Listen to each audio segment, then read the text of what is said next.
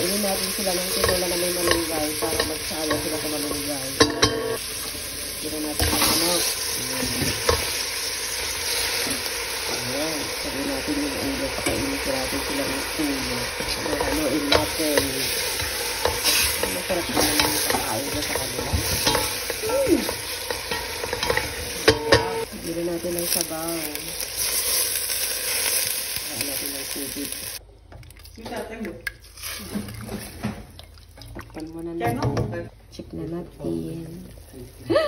Yan ang black pepper. Para masarap. Bili natin ng asin. Salt or asin. Lagyan na natin yung sayote tsaka patatas kasi kulang. Lagyan natin.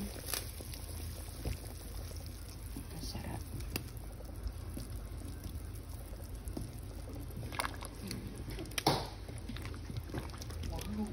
Takpan muna natin. Tagaan natin siya ng malunggay. Porkait iso natin malunggay. Lagyan natin ng sili. Kasi mahilig sila sa sili. Lagyan na natin yung malunggay. Kasi patikman ko sila. Porkait iso natin malunggay. Kaya naman masarap yung pagkain.